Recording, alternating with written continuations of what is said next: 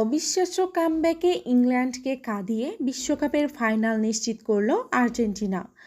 এমন নাটকীয় ম্যাচ দেখে অবাক পুরো ফুটবল বিশ্ব।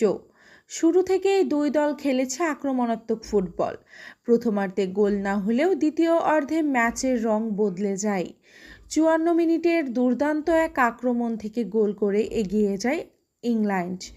সেই গোলের পর অনেকেই ভেবেছিল প্রথম ফাইনালের টিকিট নিশ্চিত করে ফেলেছে ইংলিশরা, কিন্তু মেসির আর্জেন্টিনা হাল ছাড়েননি।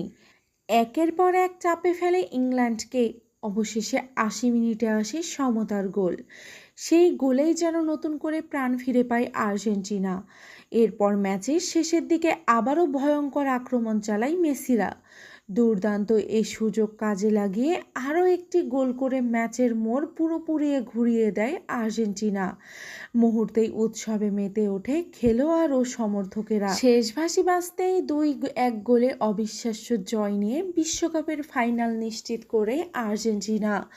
অসাধারণ এই কামব্যাক প্রমাণ করে দিল, শেষ বাঁশি বাজার আগে ফুটবলে কোনো কিছুই যেন শেষ হয় না। পরপর দুইবার আর্জেন্টিনার এই শেষ মুহূর্তের বিজয়ই যেন বলে দেয় ফুটবল খেলা 1 মিনিট আগে হলেও মোড় ঘুরে যেতে পারে।